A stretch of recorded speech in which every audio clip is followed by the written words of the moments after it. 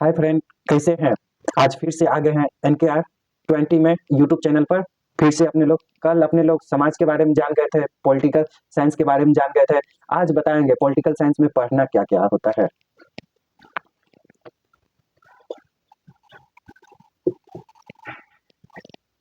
Political science में तो पहले विचार पढ़ना होता है। विचार पढ़ना होता है। विचार के बाद होता है कि सिस्टम, जो हमारे समाज में बना हुआ सिस्टम है, उसके बारे में पढ़ना होता है। सिस्टम यानी संगठन।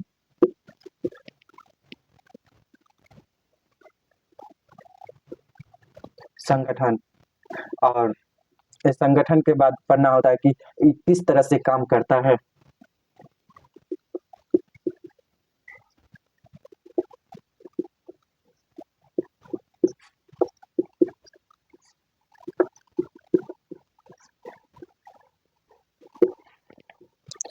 और इसे बनाने के लिए जो भी संगठन बनते हैं वो उसे भी पढ़ेंगे। जैसे हो गया संविधान।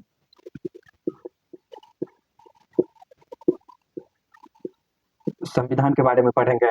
और इसी तरह संविधान में बहुत सारा लागू करने वाले, संविधान कैसे बना और इसे लागू किस तरह किया जाता है, यह सभी एक चीज पढ़ेंगे। अंतिम में पढ़ेंगे निष्कर्ष। सबसे पहले पॉलिटिकल साइंस में बहुत प्रकार के विचार होते हैं। जैसे कि इंडियन इंडियन विचारक के बारे में पढ़ेंगे और पश्चिमी विचारक के बारे में पढ़ेंगे। क्या आप लोग को लिखाना ऐसे अच्छा समझाने में अच्छा रहेगा ना। समझाते हुए आपको क्या इस पर लिखाएंगे और इस सब का निचोड़ बताते हैं। लिखा हुआ तो आपको प्रिंटेड भी मिल जाएगा। प्रिंटेड यूट्यूब पर बहुत सारा वीडियो में लिखा हुआ है। और समझते हैं कि पॉलिटिकल साइंस में विचारक के बारे में किसका क्या विचार रहे हैं और संगठन किस तरह है और किस तरह से काम करता है। संविधान के बारे में पढ़ेंगे और इसी के साथ और आ जाते हैं एक अंतरराष्ट्रीय के बारे में पढ़ेंगे। सभी देश दुनिया के बारे में इसी में पढ़ेंगे।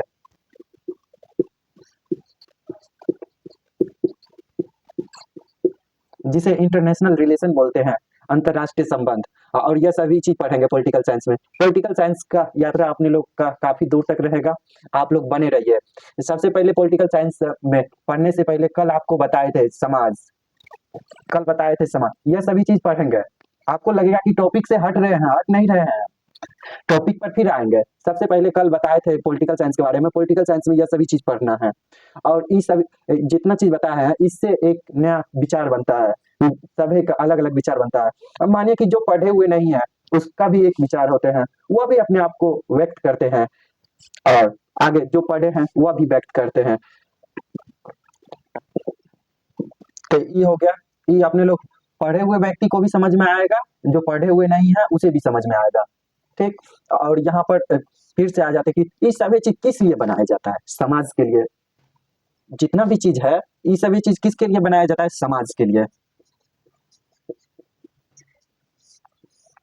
तो सबसे पहले कल बताए थे समाज के बारे में, आप लोग को बताए थे। समाज के बारे में बताए थे। समाज कैसे बना, कैसे बना बना समाज का काम क्या होता है।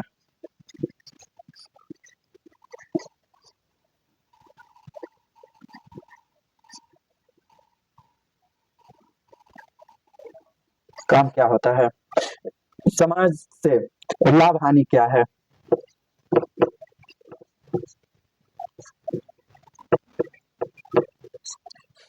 ये सभी चीज पढ़ लेंगे और अंतिम में निष्कर्ष देख लेंगे क्यों जरूरी है।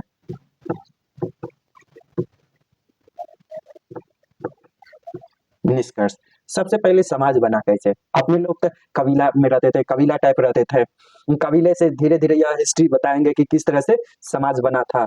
यह पॉइंट अभी डिस्कस कर रहे हैं, समाज कैसे बना था।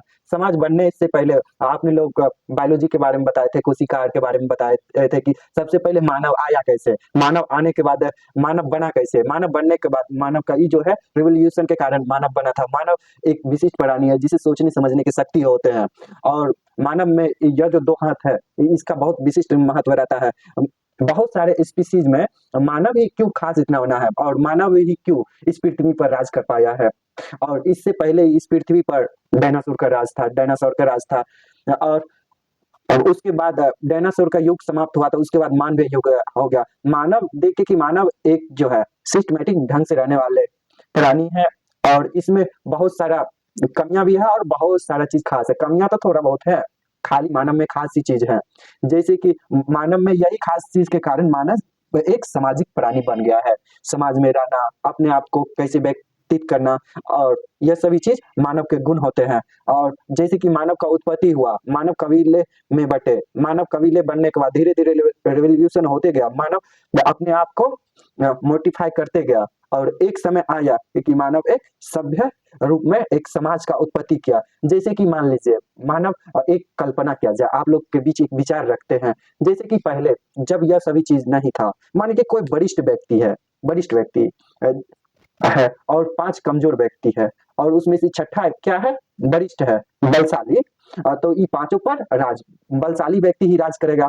तब बाद में देखा गया कि संसाधन पर वो जो है ना, अपने मन माने जो भी बलशाली व्यक्ति था वो अपने मन से इन पांचों पर राज करते थे, और वह पांचों के मन में विचार आया, क्यों नहीं एक ग्रुप बनाया जाए, ग्रुप बनाकर उससे टेकल किया जाए, किससे, वरिष्ठ व्यक्ति से। वो वरिष्ठ व्यक्ति, क्योंकि वरिष्ठ व्यक्ति में अपने आप में खास बात था कि वह बलशाली था, या पांचों से अलग अलग निपटते थे, तो ये पांचों उससे हार जाते थे। और यह पांचों ने ग्रुप बनाया, जिस ग्रुप बनाने की पद्धति को, जैसे कि एक समाज में परिवार का ग्रुप बनता है, परिवार में एक मुखिया होता है, उसी तरह कई परिवार मिलकर एक ग्राम, जैसे कि गांव टोला बनाते हैं, टोला में देखे होंगे सदस्य बनता है, इसी तरह बनाते हुए कबीला में भी एक संगठन का निर्माण हो गया। उस संगठन में ये जो अपने पांचों व्यक्ति क्या कुछ कुछ पावर दिया कि तुम जो है ना, हम पांचों में से एक को राजा नियुक्त करते हैं, जो वह बलशाली को भी दंड दे सके, क्योंकि वह बलशाली व्यक्ति इन पांचों को काफी सताते थे। इसी संगठन का उपयोग हुआ कमजोर व्यक्ति के लिए। संगठन आने का कारण है, संगठन आया क्यों, ये कमजोर व्यक्ति के कारण आया है। जितना भी देखते हैं कानून व्यवस्था, ये कमजोर व्यक्ति ने बनाया था। कमजोर व्यक्ति बोले तो, और कमजोर व्यक्ति में यह खास बात है कि जो भी अगर बलशाली व्यक्ति है, उसे कमजोर व्यक्ति का दिमाग काफी तेज होते हैं, तीक्ष्ण होते हैं। वो अपने आप में सोचने समझने का काफी, उसे बलशाली व्यक्ति से देखे होंगे कि एक पहलवान ले लीजिए, पहलवान से एक कमजोर बुद्धिमान व्यक्ति ले लीजिए, और वह बुद्धिमान व्यक्ति वह पहलवान को अपने बुद्धि के बल पर उसे पटका या जो भी चीज बोलिए उसे हरा देते हैं, और पहलवान उससे हार जाते हैं। इसी तरह समाज के बनने की प्रक्रिया में वो पहलवान के कमजोर व्यक्ति ने सोचा कि वो पहलवान को कैसे हराया जाए, पहलवान हार गया। ऐसे इसी तरह संगठन बना, संगठन बनने के बाद और वह कोई भी वरिष्ठ व्यक्ति को भी दंड देते थे। इसी तरह यह व्याप्त आपस में ही एक दूसरा संगठन आपस में ही भ्रांत होने लगा, झगड़ा होने लगा। झगड़ा होने के बाद और आपस में तब सोचा कि यह संगठन से ही क्यों ना, फिर ये संगठन से ही एक ऐसा पावरफुल संस्थान बनाया जाए जो इस संगठन को भी दंडित कर सके। जैसे कि कबीला में होते थे मुखिया होते थे, और मुखिया को कैसे दंडित किया जाए, तो कई सारे मुखिया मिलकर और एक नया अथी उससे बड़ा पद क्रिएट किए, थोड़ा थोड़ा पावर देकर, तो वह संगठन बना। संगठन इसी तरह सरकार बढ़ते गया। इसी तरह एक रूप आया सरकार का कॉन्सेप्ट, जो अंतिम पावरफुल व्यक्ति होते हैं।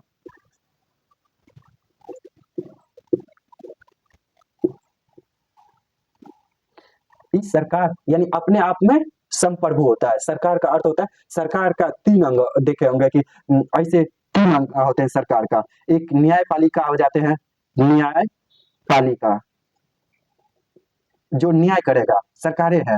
और एक कार्यपालिका हो जाता है, किस तरह, कार्यपालिका। और हो जाते हैं विधायिका का। यह पूरा चीज जो है सरकार का कॉन्सेप्ट आया है। सरकार सरकार तो बताए कैसे आया, और सरकार किस तरह न्याय करेंगे, वह विधायक का विधि बनाकर डिसाइड करेंगे। कौन कौन, और विधि बनाकर डिसाइड करेंगे। इसमें विधि बनाकर और इसे भी पावर देंगे और इसे भी पावर देंगे। न्यायपालिका, न्याय क्या, न्याय को किस तरह पालन करवाना है, ये कार्यपालिका का काम है। कार्यपालिका उसे एग्जीक्यूट करता है और न्यायपालिका न्याय देते हैं। और न्यायपालिका के पास कार्यपालिका भी शक्ति होते हैं, वो एग्जीक्यूट करवाने का भी होते हैं। अभी सभी देश में, जैसे कि भारत देश है और इसी तरह बहुत सारे देश है, देख रहे हैं। और सभी में मगर एक बात कॉमन है, सभी में सरकार होता है, एक देश का मुखिया होते हैं, और सभी अपने अनुसार कानून व्यवस्था बनाए हैं। यही पढ़ेंगे कि कानून व्यवस्था, ये तो समझ गए कि किस तरह से समाज बना। समाज से आगे कहां पर, सरकार पर आ गए थे। और यह कमियां क्या है, काम कैसे करता है, काम के बारे में भी अभी डिस्कस किए, किस तरह से समाज काम करता है। समाज जो है सरकार के नियुक्त किया, पहले ये सरकार को पावर दिया, छोटा-छोटा हुआ बलवान व्यक्ति से आपको एग्ज़ाम्पल दिए थे। और इसका लाभ क्या है? लाभ यही है कि इसमें जो है ना न्याय मिलता है, कमज़ोर व्यक्ति भी रह सकते हैं। और इसका हानि किसके लिए है?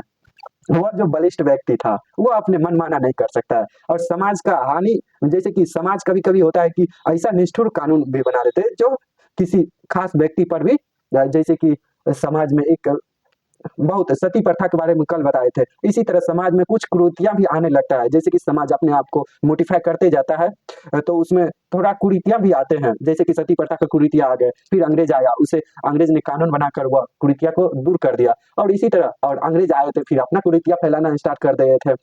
अंग्रेज बहुत सारा कानून बनाया, बहुत सारा कानून भारत पर राज करने के लिए बहुत सारा कानून बनाकर। और इसे पहले तो जैसे कि यह सरकार का कॉन्सेप्ट आया किस तरह, यह आपको समझ में आ गया। लाभ हानि के बारे में न्याय के कारण, यह न्याय ही सबसे बड़ा लाभ है कि इसमें समाज में न्याय होता है। और यह जो है निष्कर्ष यही निकला कि एक यहाँ पर एक वंचित व्यक्ति भी अपने आप को वह श्रेष्ठ पद पर जा सकता है। निष्कर्ष यही निकला कि सरकार बन सकते हैं, और सरकार बनने की प्रक्रिया है, बनने की क्या विधि है, इसमें यह सरकार के पार्ट में आएंगे, सरकार कैसे बनता है और सरकार को पावर किस तरह से मिलता है और इस आया कैसे, यह सभी चीज आपको बताए हैं। चलिए अब आते हैं इस पर। समाज तो समझ गए, और समाज के बारे में पॉलिटिकल साइंस क्या बताया? Humanities subject. Political science is a humanities subject. Political science के बारे में बताएंगे कि संगठन के बारे में बताएंगे, किस तरह काम करता है, देश दुनिया के बारे में बताएंगे, संविधान के बारे में बताएंगे। अंतिम में अपने लोग निष्कर्ष पर चर्चा करेंगे, क्या इससे सीखने को मिला और कैसे। और यही पार्ट जो है ना विचार, विचार से कई बार जो है अपने अपने विचार किस तरह से काम करेगा। पॉलिटिकल साइंस में विचार आते हैं, जैसे कि प्लेटो का विचार है, सुकरात का है, और इसी तरह अरस्तु और ये पश्चिमी दार्शनिक हो गए, इसी सब के बारे में पढ़ना है। और भारत में जैसे कि चाणक्य हो गए, जिसे कौटिल्य बोलते हैं, और उसका अर्थशास्त्र और जानेंगे, और किस तरह गांधी युग में संविधान बना था और संविधान सभा में किस तरह अति आया था, अम्बेडकर का विचार था, सावरकर, सभी के बारे में सभी का विचार पढ़ेंगे। और यहाँ पर कौटिल्य, वेदांत, यह सभी जो है वेद और सभी चीज यह विचार में आ जाते हैं। और विचार से जो संगठन बनता है, विचार से जो यानी कि उसे एग्जीक्यूट करने के लिए तो कुछ तो संगठन बनाना होगा ना, तभी ना वह एग्जीक्यूट हो पाएगा तब। और किस तरह से वह काम करेंगे यह पॉलिटिकल साइंस ही बताते हैं। और देश दुनिया में इसका अंतर क्या है इसी में पढ़ेंगे। यह एक लंबा टॉपिक हो जाता है, यह पूरा चीज पढ़ने जो यह पूरा चीज का ज्ञान ले लेते हैं, उसका माने कि यह पूरा चीज समझ गए, वह पीएचडी कर लिए। पीएचडी, उसका पीएचडी इसी वजह से पॉलिटिकल साइंस से वो किस तरह से काम इसका ज्ञाता हो जाते हैं। इतना ही चीज है, यह पूरा चीज जान गए तो वह पॉलिटिकल साइंस से पीएचडी तक पहुंच जाते हैं। सबसे पहले आपको हम पीएचडी तक तो नहीं पहुंचाएंगे, पीएचडी के लिए यूनिवर्सिटी होता है, और यूनिवर्सिटी में आपको जाना होगा, कॉलेज करना होगा, कॉलेज करने के बाद पढ़ाई होता है। और चलिए आगे बढ़ते हैं, विचारक के बारे में पढ़ते हैं, विचार कैसे पॉलिटिकल साइंस के बारे में, विचार संगठन और किस तरह काम करते हैं इसके बारे में जानते हैं आगे।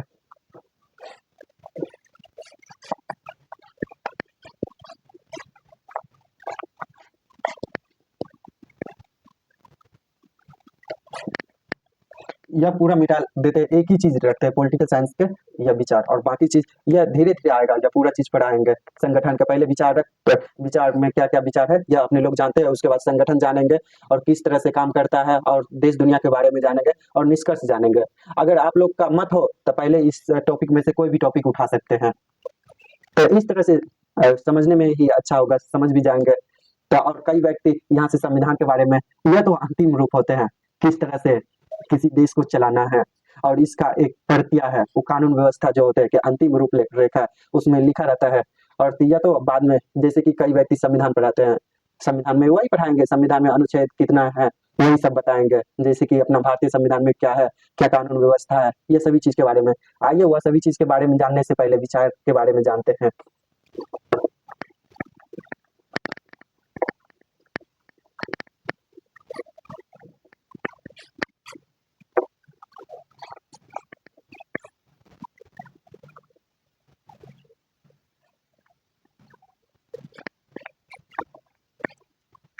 विचार, विचार को अपने लोग बांटते हैं सभी से, इंडियन, इंडियन यानी कि भारतीय विचारक, भारतीय विचार, भारतीय विचार, और ये जो है पश्चिमी विचारक, दो ही मैक्सिमम ये जो पढ़ा जाता है, एक भारतीय विचार पढ़ा जाता है, उसके बाद पश्चिमी विचार क्या क्या था, किस तरह से आया, वह सभी चीज पढ़ते हैं। पश्चिम का भी महत्व है और इंडियन का भी, इधर एशियन का भी महत्व है। तो भारतीय विचारक कौन कौन है और यह सब पढ़ेंगे। और पश्चिमी पश्चिमी विचार के बारे में, भारतीय विचार के बारे में पढ़ेंगे तो सबसे पहले वेद और आ जाएंगे। वेद, तो ये सभी चीज लिखने से वेद पुराण वेद पुराण और आ जाएंगे। और पश्चिमी के बारे में, पश्चिम दार्शनिक के बारे में, इसी में दर्शन भी पढ़ा जाएगा, क्या उसका दर्शन था, यही सब वेद के बाद आ जाएंगे कि भारतीय वेद पुराण और कितना व्यक्ति विचार दिए हैं, व्यक्तियों के बारे में, विशिष्ट व्यक्ति जो जो विचार दिए हैं भारत में, उसके बारे में पढ़ेंगे। और इसी तरह पश्चिम में भी पढ़ेंगे कौन कौन, जैसे कि प्लेटो, सुकरात, अरस्तु, यह सभी के बारे में पढ़ेंगे। कांट हो गया, मैकियावेली हो गया, ये सभी के बारे में पश्चिम में पढ़ेंगे। रूसो और जो भी है भारतीय में, चाणक्य, अंबेडकर जी और यह सभी चीज के बारे में, अंबेडकर जी के बारे में, सभी चीज के बारे में इधर भारतीय में पढ़ेंगे। आप लोग कमेंट करके बताइए कि पहले भारतीय विचार पढ़ना है कि पहले पश्चिमी विचार। तो जो चीज है आप लोग कमेंट करके बताइए, उस अनुसार यह विचार को शुरू करेंगे। तो यह टॉपिक थोड़ा सा लंबा चलेगा, यह विचार के बारे में। इसी तरह अपने लोग का फ्रेम कर लिए हैं, हम आपको लिखाएंगे नहीं, लिखाने का उतना समय नहीं है, और आपको सिर्फ समझाएंगे कौन क्या है। जैसे कि अपने चाणक्य के बारे में हो गए, तो चाणक्य के बारे में विचार बताएंगे, उसका क्या नीति रहा है, वह किस तरह से आए थे। वेद के बारे में जो है, वेद के बारे में किस तरह से लिखा गया, वेद और के बारे में बताएंगे। और पुराण और के बारे में क्या महत्व है, यही सब चीज के बारे में, और क्या क्या व्यक्ति है, यह सभी चीज के बारे में बताएंगे। और पश्चिम का दर्शन जो भी है बताएंगे, यह सभी चीज पॉलिटिकल साइंस में बताएंगे। सबसे पहले कमेंट कीजिए कौन सा पढ़ना है, भारतीय या पश्चिमी, कमेंट करके बताइए।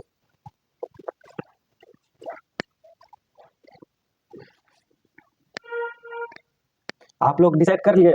चलिए, यह सब चीज पढ़ने से पहले थोड़ा सा राजनीति, यह सब चीज क्यों पढ़ना है, यह सब चीज जो भी है यह क्यों पढ़ना है, यानी कि राजनीति जो अवधारणा है किसके लिए पढ़ना है, यह सभी चीज इसमें देखते हैं। राजनीति अवधारणा, अवधारणा यह पढ़ना क्यों है। जैसे कि समानता हो गया, समानता के लिए, समानता किस तरह का होना चाहिए, स्वतंत्रता, स्वतंत्रता हो गया, और न्याय हो गया, यह सभी चीज के लिए पढ़ना है। लोकतंत्र हो गया, लोकतंत्र हो गया, नागरिकता हो गया, नागरिकता हो गया, और उसके बाद हो जाएगा शक्ति, कैसे, यह सभी चीजों के लिए, और बहुत सारी चीज है इसी के लिए पढ़ना। समानता, स्वतंत्रता, स्वतंत्रता, न्याय, लोकतंत्र, ये सभी चीज, लोकतंत्र अगर नहीं रहता, लोकतंत्र की जगह पर राजतंत्र, राजतंत्र, यह सभी चीज का तुलना करते हुए अवधारणा में पढ़ेंगे। सबसे पहले यह सभी चीज के बारे में जानेंगे, इतना जान लेते हैं, उसके बाद इधर विचार में आते हैं। समानता के बारे में, समानता का क्या है जानते हैं। आप लोग डिसाइड करके बताइएगा कमेंट में क्या पढ़ना है, पहले पहले तब तक यह देख लेते हैं।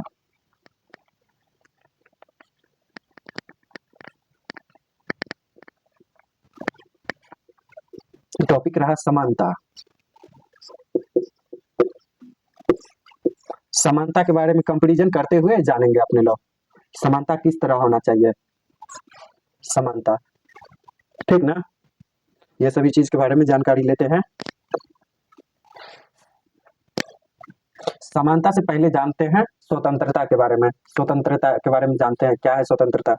स्वतंत्रता माने कि एक व्यक्ति हो गया, एक व्यक्ति की क्या स्वतंत्रता होनी चाहिए, तो एक व्यक्ति की स्वतंत्रता उसके कार्यकलाप में क्या प्रतिबंधित है, और प्रतिबंधित ना हो, कोई भी कार्यकलाप में कोई भी प्रतिबंधित ना हो, यही स्वतंत्रता होते हैं। स्वतंत्रता के दो रूप होते हैं, नकारात्मक और सकारात्मक। या नकारात्मक सकारात्मक के बारे में बहुत सारे विचारक बताया है, स्वतंत्रता कैसी होनी चाहिए, सकारात्मक। कई बोलते कि जैसे कि अधिकार है, बोलते कि हमें कोई भी, स्वतंत्रता की अर्थ ही होता है कि कोई भी कार्य कलाप, जैसे कि मानव कोई भी काम करे स्वतंत्र रूप से, इसे ही स्वतंत्रता बोलते हैं, स्वतंत्रता। और स्वतंत्रता तो सब इसका अगर सकारात्मक भी रूप हो सकता है और नकारात्मक भी रूप हो सकता है। और स्वतंत्रता जब तक नहीं जानेंगे तब तक समानता का महत्व नहीं समझ पाएंगे। पहले स्वतंत्रता के बारे में आज जानते हैं। सकारात्मक, सकारात्मक, पॉजिटिव एंड निगेटिव वैल्यू, क्या है उसका जीवन में वैल्यू, ये सब चीज जानेंगे। सकारात्मक क्या बोले,